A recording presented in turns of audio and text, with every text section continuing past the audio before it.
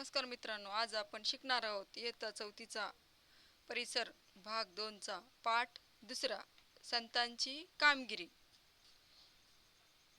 महाराष्ट्रात श्री चक्रधर, संत नामदेव, संत ज्ञानेश्वर, संत चोखामेळा या संतांपासून सुरू झालेली संत परंपरा समाजाच्या विविध स्तरांमधून आलेल्या संतांनी पुढे चालवली. बघा, महाराष्ट्रात खूप सारे संत होऊन गेले. त्यापैकी आपल्याला श्री चक्रधर, संत नामदेव, संत ज्ञानेश्वर, संत चोखामेळा यांची इथं माहिती आपल्याला दिली आहे. ही संतांची परंपरा श्री संत नामदेवापासून सुरू झाली आणि ते विविध संतांनी ही परंपरा पुढे चालू ठेवली. या संत मंडळीमध्ये संत गोरोबा, संत सावता, संत नरहरी, संत एकनाथ, संत शेख मोहम्मद, संत तुकाराम, संत निळोबा इत्यादी संतांचा अंतर्भाव होतो. बघा, संत नामदेव, संत ज्ञानेश्वर, संत चोखामेळा या संतांच्या नंतर पण संत गोरोबा, संत सावता, संत नरहरी, संत एकनाथ, संत शेख मोहम्मद, संत तुकाराम, संत निळोबा इत्यादी संत पण महाराष्ट्रात होऊन गेले. या पण संतांचा आपल्याला इथं विचार करायचा आहे. त्याप्रमाणे जसे पुरुष संत होऊन गेले तसे महिला बी संत ह्या महाराष्ट्रात झालेल्या आहेत. त्यामध्ये त्याचप्रमाणे संत जनाबाई, संत सोयराबाई, संत निर्मळाबाई, संत मुक्ताबाई, संत कानोपात्रा आणि संत बहिणाबाई शिवूरकर यांचाही अंतर्भाव होतो.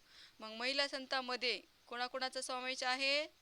संत जनाबाई, संत सोयराबाई, संत निर्मळाबाई, संत मुक्ताबाई, संत कानोपात्रा आणि संत बहिणाबाई शिवूरकर यांचा अंतर्भाव होतो.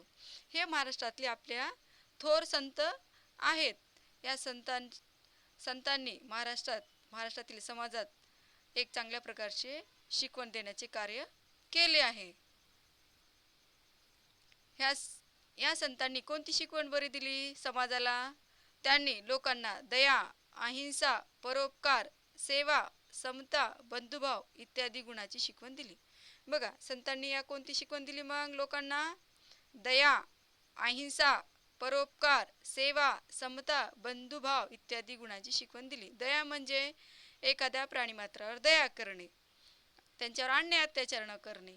अहिंसा, कारण नसताना किंवा विनाकारण कुणावरही प्राणीमात्रांना, मुक्या जनावरांना मारू नये, याला म्हणतात अहिंसा. परोपकार म्हणजे देण्याची वृत्ती. सेवा जे दुःखी कष्टी लोक आहेत त्यांची सेवा केली पाहिजे. समता, जे आपल्या महाराष्ट्रात लोक आहेत किंवा भारतातले इतर समाजातले सर्व जे इतर जाती धर्मांचे लोक आहेत ते सगळे समान आहेत. बंधुभाव, बघा, आपण आपल्या आजूबाजूचे परिसरातील समाजातील जे आपल्या गावातील जे सर्वजण आहेत त्यांना आपण बंधुभावाप्रमाणे वागणूक दिली पाहिजे, आपल्या बंधूप्रमाणे समजले पाहिजे. अशा चांगल्या गुणांची शिकवण या संतांनी आपल्या समाजाला दिली आहे. कोणी लहान नाही, कोणी मोठा नाही, सगळे सारखे असे समतेची भावना संतांनी लोकांच्या मनात निर्माण केली. बघा, समता म्हणजे काय? कोणी लहान नाही, कोणी मोठा नाही, सगळेजण इथे कसे आहेत? समान आहेत. अशी समानतेची शिकवण लोकांच्या मनात या संतांनी निर्माण केली. तसेच महाराष्ट्रात समर्थ रामदासांनी आपले कार्य केले. मग महाराष्ट्रात आपले कोण कार्य केले? मग समर्थ रामदास यांनी. महाराष्ट्रात समर्थ रामदास यांनी अत्यंत महत्त्वाचे काम केले आहे. समाजातील लोकांना चांगली शिकवण देण्यासाठी समर्थ रामदासांनी महाराष्ट्रात कार्य केले. श्री चक्रधर स्वामी, बघा, आता प्रथम पहिल्या संतांची आपल्याला कामगिरी पाहायची आहे. त्यामध्ये आहेत पहिले संत श्री चक्रधर स्वामी. श्री चक्रधर स्वामी मूळ गुजरात मधील एक राजपुत्र. बघा, ही श्री चक्रधर स्वामी कोण आहेत? गुजरात मधील एक राजपुत्र म्हणजे एका राजाचा मुलगा. वैराग्यवृत्ती धारण करून ते महाराष्ट्रात आले. वैराग्यवृत्ती म्हणजे काय? संतांची वृत्ती, संन्यासाची वृत्ती, एकदम साधं राहणं. वैराग्यवृत्ती म्हणजे भगवे वस्त्र परिधान करून त्यांनी राजपुत्राची राहणीमान कशी असती तशी न राहता एखाद्या साधूची राहणी, संतांची राहणी कशी आहे तशी वृत्ती धारण करून ते गुजरातमधील राजपुत्र कोण? श्री चक्रधर स्वामी कुठं आले? महाराष्ट्रात आले. येथे भ्रमण करत असता त्यांनी समतेचा उपदेश केला. बघा, त्यांनी महाराष्ट्राभर भ्रमण केले आणि महाराष्ट्रातील लोकांना त्यांनी समतेचा उपदेश दिला. म्हणजे सर्व जनता, सर्व लोक समान आहेत याची शिकवण त्यांनी लोकांना दिली. त्यांना स्त्री पुरुष जातीपाती हे भेदभाव मान्य नव्हते. बघा, श्री चक्रधर स्वामींना कोणता भेदभाव मान्य नव्हता? मग स्त्री पुरुष जातीपाती हा भेदभाव श्री चक्रधर स्वामींना मान्य नव्हता. पुरुष आणि स्त्री हे दोन्ही समान आहेत असे त्यांचं म्हणणं होतं. आणि जातीपाती म्हणजे कुणी शूद्र आहे, कुणी उच्च आहे, कुणी हे असं त्यांना जातीपातीचा भेदभाव नव्हता. जे सर्व समाजातील लोक आहेत ते समान आहेत अशी त्यांची शिकवण होती. कुणाची? संत समर्थ श्री चक्रधर स्वामींची. त्यांना कोणता भेदभाव मान्य नव्हता? स्त्री पुरुष जातीपाती हा भेदभाव मान्य नव्हता. कुणाला? श्री चक्रधर स्वामींना. त्यामुळे त्यांना अनेक स्त्री पुरुष अनुयायी मिळाले. बघा, श्री चक्रधर स्वामींनी सर्वांना समान मानलेत. कोणत्याही जातीचा भेदभाव न करता सर्वांना आपलेच मानून मानल्यामुळे त्यांना अनेक प्रकारचे अनुयायी मिळाले. स्त्री पुरुष असे अनेक खूप अनुयायी श्री चक्रधर स्वामी यांना मिळालेत. कशामुळं? की त्यांचे शिकवण कशी होती? मग त्याची शिकवण स्त्री पुरुष समान, दोन्ही पण समान आणि कोणत्या पण जातीचा भेदभाव त्यांनी केला नाही. त्यामुळं श्री चक्रधर स्वामी यांना खूप अनुयायी मिळाले. अनुयायी म्हणजे काय? म्हणजे त्यांचं धर्माचं त्यांची शिकवण सगळ्या समाजात पसरवणारे किंवा सांगणारे. त्यांची शिकवण कशी आहे? स्त्री पुरुष समान आहेत आणि जातीपाती हा भेदभाव तुम्ही मानू नका, सर्वजण समान आहेत, ही त्यांची शिकवण सांगण्यासाठी त्यांना खूप सारे अनुयायी मिळाले. त्यांनी स्थापन केलेल्या पंथास महानुभव पंथ असे म्हणतात. बघा, श्री चक्रधर स्वामी यांनी एक पंथ निर्माण केला आणि त्या पंथास कोणतं नाव दिले? महानुभव पंथ. श्री चक्रधर स्वामींच्या आठवणीचा संग्रह म्हणजे लीळाचरित्र हा ग्रंथ होय. बघा, आता श्री चक्रधर स्वामी यांनी त्यांच्या जे जे काही आठवणी आहेत, त्यांना जे जे काही समाजात दिसल्या किंवा त्यांना जे काही लिखाण केले, त्यांनी त्या लिखाणांचा एक संग्रह त्यांनी एकत्र करून, त्या लिखाणाला एकत्र करून एक संग्रह करून एक ग्रंथ केला. त्या ग्रंथाचं नाव आहे लीळाचरित्र. पहा मुलांना, तुम्हाला प्रश्न पण येऊ शकतो की श्री चक्रधर स्वामी यांचा संग्रह ग्रंथ कोणता? मग याचं उत्तर काय येईल? श्री चक्रधर स्वामी यांचा आठवणीचा संग्रह ग्रंथ म्हणजे लीळाचरित्र हा होय. ही आहे श्री चक्रधर स्वामी यांची शिकवण आणि त्यांनी केलेल्या कार्याबद्दल थोडक्यात माहिती इथं दिली आहे. मग श्री चक्रधर स्वामी यांची शिकवण म्हणजे काय? स्त्री पुरुष समानता, जाती भेद मान्य नाही, हे त्यांची शिकवण. आणि त्यांनी कोणत्या पंथाची स्थापना केली? महानुभव पंथाची स्थापना केली. आणि त्यांचा आठवणीचा संग्रह म्हणजे कोणता? लीळाचरित्र. ही श्री चक्रधर स्वामी बद्दल आपल्याला माहिती इथे मिळते. पुढचे संत आहेत संत नामदेव. संत नामदेव विठ्ठलाचे निस्सीम भक्त होते. बघा, संत नामदेव कोणाचे भक्त होते? मग विठ्ठलाचे निस्सीम भक्त. निस्सीम भक्त म्हणजे त्यांना विठ्ठलाशिवाय दुसरं काहीच दिसत नव्हतं, विठ्ठलच आपले सर्व काही असे त्यांना वाटायचे. संत नामदेवांना हे ते नरसी गावचे राहणारे. संत नामदेव कुठले राहणार होते? मग नरसी या गावचे. त्यांनी अनेक अभंग रचले, कीर्तने केली व जनतेत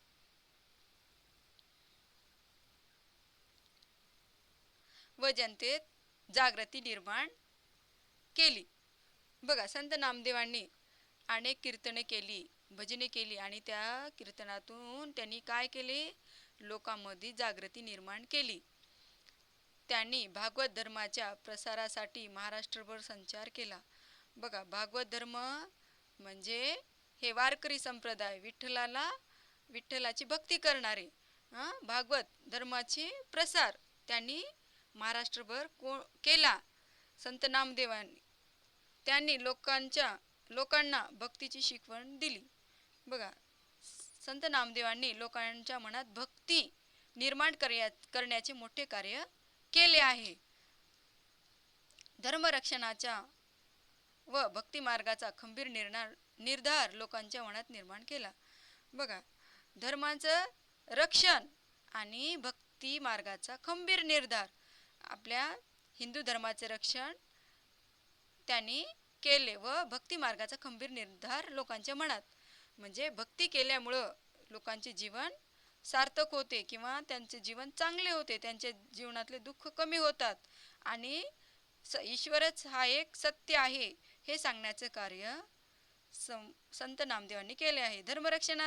रक्षण म्हणजे काय? त्यावेळेस आपल्या महाराष्ट्रावर मोगलांची सत्ता होती आणि मोगल कसे होते? दुष्ट, अन्याय, अत्याचार करणारे होते. आपल्या धर्मानुसार आपल्याला वागण्याचा पण अधिकार नव्हता. त्यासाठी त्यांनी संत नामदेवांनी धर्मरक्षणाचा व भक्ती मार्गाचा लोकांच्या मनात खंबीर निर्धार निर्माण केला की तुम्ही भिवू नका, ईश्वराची भक्ती करा आणि आपल्या धर्माप्रमाणे वागा.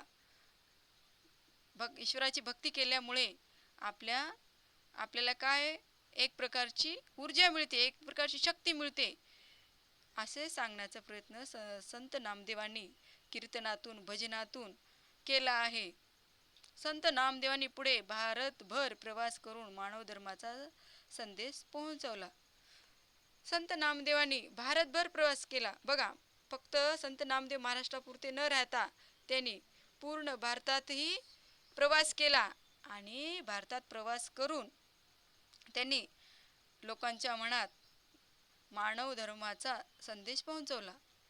मानव धर्माचा म्हणजे मानवामध्येच ईश्वर आहे, मानव हाच सर्वश्रेष्ठ आहे असं सांगण्याचा प्रयत्न संत नामदेवांनी पूर्ण भारतभर प्रवास करून सांगण्याचा प्रयत्न केला. ते पंजाबात गेले, तेथील लोकांनाही त्यांनी समतेचा संदेश दिला. बघा, त्यांनी पंजाबमध्ये जाऊन, संत नामदेवांनी पंजाबमध्ये जाऊन तेथील लोकांना समतेचा संदेश दिला. हिंदी भाषेत पदे लिहिली. बघा, महाराष्ट्रातील काय? आपली मराठी भाषा. तसेच पंजाबमध्ये जाऊन त्यांनी हिंदी भाषेत पदे म्हणजे काय? अभंग लिहिले. त्यांची काही पदे आजही शीख लोकांच्या गुरु ग्रंथ साहिब या धर्मग्रंथात समाविष्ट आहेत. महाराष्ट्रात तर त्यांचे अभंग घराघरातून मोठ्या भक्तीने गायले जातात. बघा, त्यांनी हिंदीमध्ये पदे लिहिली आणि त्यांची ही पद शीख लोकांच्या गुरु ग्रंथ साहिब या ग्रंथामध्ये समाविष्ट आहेत. आणि महाराष्ट्रात तर त्यांचे अभंग प्रत्येक घराघरातून मोठ्या भक्तीने गायले जातात. सकाळी आपल्या इथं पण ह्या संत नामदेवाचे अभंग आपल्याला ऐकायला मिळतात.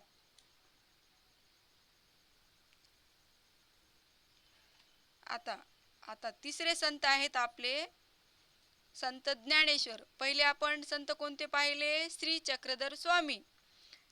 दुसरे संत नामदेव. आता तिसरे संत आहेत संत ज्ञानेश्वर. संत ज्ञानेश्वर आपेगावचे राहणारे. बघा, हे संत ज्ञानेश्वर कुठं राहणारे होते? आपेगावचे. निवृत्तीनाथ व सोपानदेव हे त्यांचे बंधू. बघा, संत ज्ञानेश्वरांना आणखीन 2 बंधू होते. त्यांचे नाव आहे निवृत्तीनाथ व सोपानदेव. मुक्ताबाई ही त्यांची बहीण. संत ज्ञानेश्वरांना एक बहीण पण होती, त्यांचे नाव होते मुक्ताबाई. त्यावेळेस कर्मठ लोक या मुलांना संन्यासाची मुले म्हणून नावे ठेवत. त्याचे कारण असे, त्यांच्या वडिलांनी संन्यास घेतला होता. बघा, त्यावेळचे कर्मठ लोक म्हणजे त्यावेळचे जे दुष्ट लोक होते, ते लोक या मुलांना संन्यासाची मुले असे म्हणून नाव ठेवत, त्यांचा छळ करत, कारण त्यांच्या वडिलांनी संन्यास घेतलेला होता. संन्यास म्हणजे काय? घर नाही, कोणते पत्नी नाही, लेकरं बाळ नाहीत, असं संन्यास वेश धारण करून फक्त ईश्वराची भक्ती करणे याला म्हणतात संन्यास वेश. संन्यास म्हणतात. त्यांच्या आवडल्याने मग काय घेतला होता? संन्यास. म्हणजे त्यांना घर नाही, आई वडील नाही, लेकरं बाळ नाहीत, असं त्यांनी संन्यास घेतला होता आणि ते संन्यास घेऊन ईश्वराची भक्ती करत होते. घर सोडले होते, पण पुढे गुरुच्या आज्ञेवरून ते परत घरी आले आणि संसार करू लागले. बघा, संत ज्ञानेश्वरांच्या वडिलांनी संन्यास घेतला होता. परंतु जे तिथं ज्यांच्याकडे राहत होते त्यांचे जे गुरु होते, त्या गुरूंनी त्यांना सांगितले की तुम्ही घरी परत जा. गुरूंनी आदेश दिल्यामुळं संत ज्ञानेश्वरांच्या वडिलांनी परत ते आपल्या घरी आले आणि संसार करू लागले. संसार करू लागले म्हणजे परत आपल्या आईवडिलासोबत, आपल्या पत्नीसोबत ते राहू लागले. पुढे त्यांना ही 4 मुले झाली. हे त्यावेळच्या कर्मठ लोकांना मान्य नव्हते. बघा, संत ज्ञानेश्वरांच्या वडिलांनी सुरुवातीला काय घेतला होता? संन्यास घेतला होता. पण गुरुच्या आज्ञेवरून ते परत आपल्या घरी आले होते आणि घरी आल्यानंतर त्यांना ही 4 मुले झाले होते. संत ज्ञानेश्वर, निवृत्तीनाथ, सोपानदेव आणि मुक्ताबाई. ही 4 मुलं त्यांना नंतर झाली होती, म्हणून त्यांना लोक संन्यासाची मुलं असं नावं ठेवत. त्यावेळच्या लोकांना हे मान्य नव्हते की एखाद्या मनुष्याने संन्यास धारण केल्यानंतर परत घरी येऊन संसार करू नये. पण संत ज्ञानेश्वरांच्या वडिलांनी संन्यास घेऊन परत घरी येऊन त्यांनी संसार केला होता, म्हणून त्यावेळचे लोक त्या मुलांना नावं ठेवत, संन्यासाची मुलं म्हणत आणि त्यांना त्रास देत छळ करत असत. हे त्यावेळच्या कर्मठ लोकांना मान्य नव्हते. लोकांनी त्यांना वाळीत टाकले होते. लोक त्या मुलांचा छळ करत होते. बघा, त्यावेळच्या लोकांना हे असं मान्य नव्हतं. त्यामुळे त्या लोकांनी त्या मुलांना वाळीत टाकले होते आणि लोक त्या मुलांचा छळ करत होते. त्यांना शिवीगाळ करत होते, त्यांना काही पण बोलत होते किंवा त्यांना समाजात नीट राहण्याचं पण त्यांना राहू पण देत नव्हते. त्यामुळं त्या लोकांनी त्या मुलांचा आतुनात छळ केला होता, कारण त्यांच्या वडिलांनी संन्यास घेतला होता म्हणून.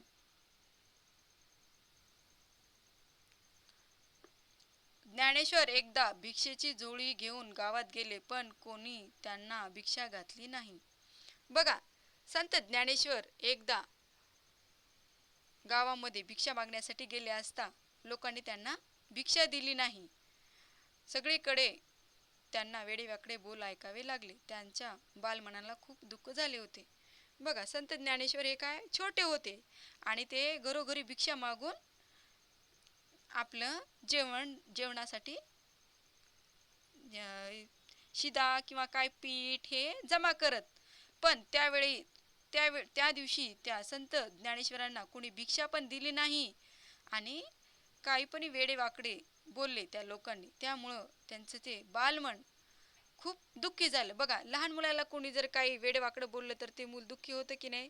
तसंच संत ज्ञानेश्वरांना पण त्यावेळच्या लोकांनी वेडेवाकडे बोलल्यामुळं ते पण खूप दुःखी झाले. ते आपल्या झोपडीत आले. झोपडीचे दार बंद करून आत दुःख करत बसले. बघा, त्यावेळेस संत ज्ञानेश्वर झोपडीत राहत असत आणि त्यावेळी त्या लोकांनी वेडेवाकडे बोलल्यामुळं, काही भिक्षा नाही दिल्यामुळं ते काय आता झोपडीत परत आले. झोपडीत परत येऊन दुःख करत बसले आणि आपल्या झोपडीचे दार बंद करून त्यांनी दुःख किंवा रडत बसले. दार बंद करून आत दुःख करत बसले. इतक्यात तेथे मुक्ता आली. गवताच्या ताटीवर टिचक्या मारत ती ज्ञानेश्वरांना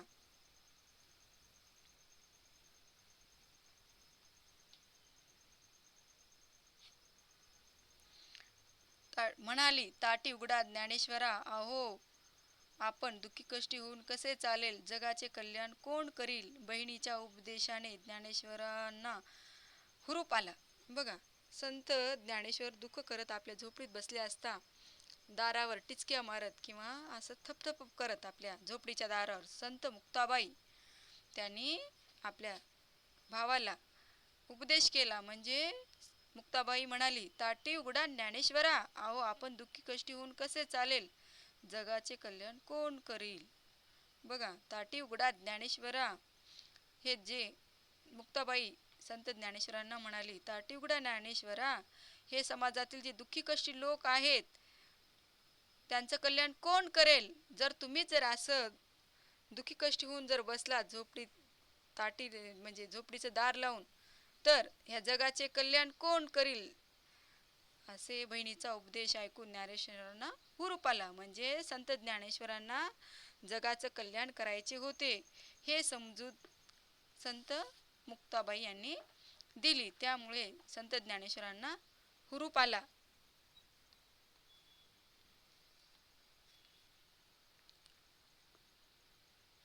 दुःख विसरून ते कामाला लागले. ठिकठिकाणी गोरगरिबांचा, मागासलेल्या लोकांच्या धर्माच्या नावाखाली छळ होत होता.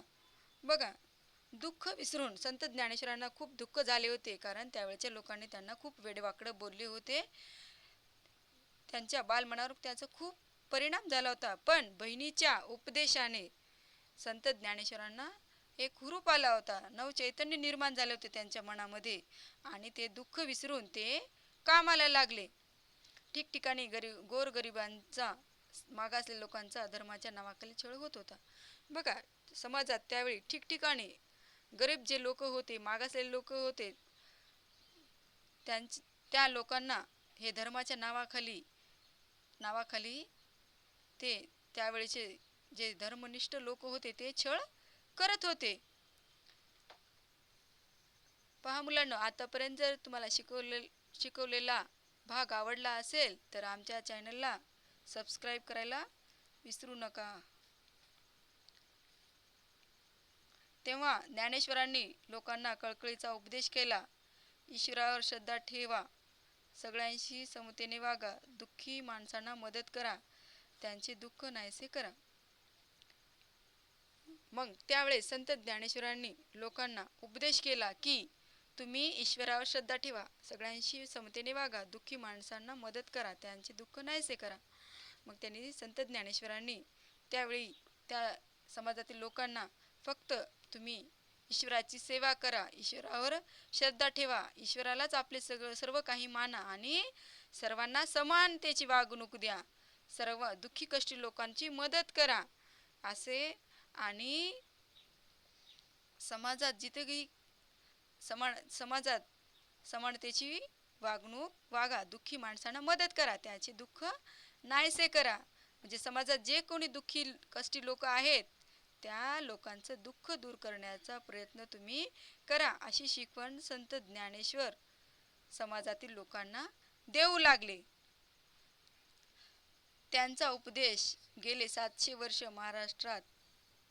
महाराष्ट्राच्या कानाकोपऱ्यात एकसारखा घुमत आहे. बघा, त्यांचा संत ज्ञानेश्वरांनी जो उपदेश दिला होता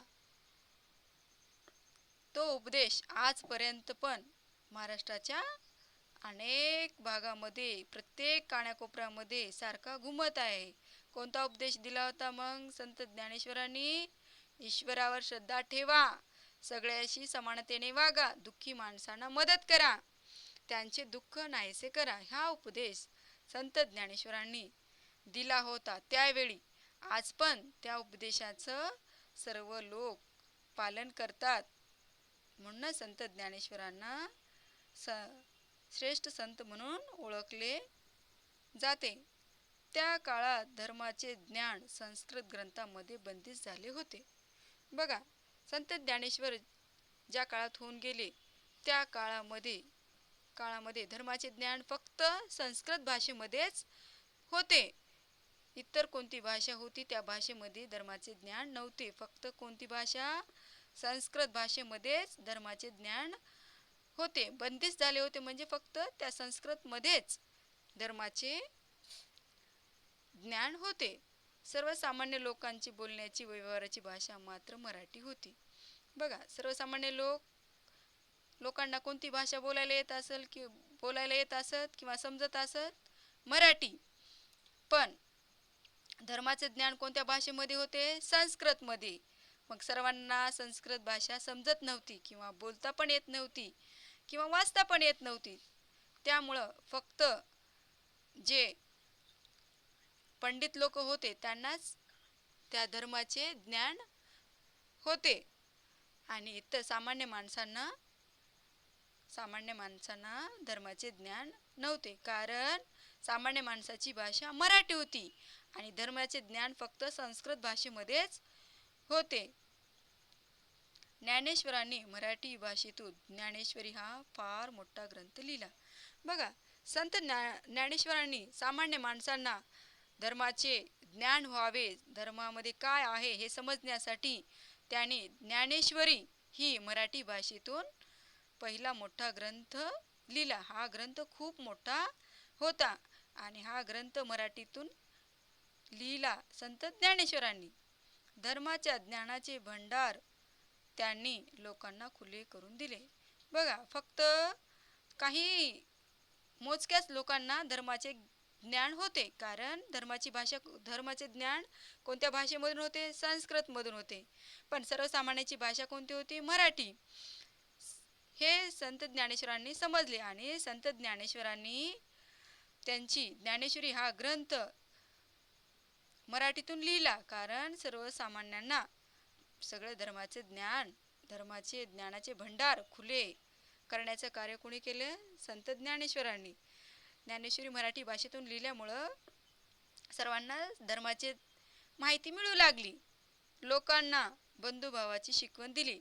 ज्ञानेश्वरांनी तरुण वयात पुण्याजवळ आळंदी येथे जिवंत समाधी घेतली. बघा, लोकांना लोकांना बंधुभावाची शिकवण दिली. संत ज्ञानेश्वरांनी लोकांना बंधुभावाची शिकवण दिली, म्हणजे सर्व बंधुभावाप्रमाणे वागा, एकमेकाचा द्वेष करू नका, ही शिकवण संत ज्ञानेश्वरांनी दिली. ज्ञानेश्वरांनी तरुण वयात पुण्याजवळ आळंदी येथे जिवंत समाधी घेतली. बघा, ज्ञानेश्वरांनी तरुण वयातच पुण्याजवळ आळंदी येथे जिवंत समाधी घेतली. मुलांनो, व्हिडिओ आवडला तर लाईक करा, शेअर करा. आपल्या मित्रांना पण आमचा हा व्हिडिओ पाहण्यासाठी सांगा आणि सबस्क्राईब करायला विसरू नका. या पुढील भाग आपण पुढच्या भागात पाहणार आहोत, शिकणार आहोत.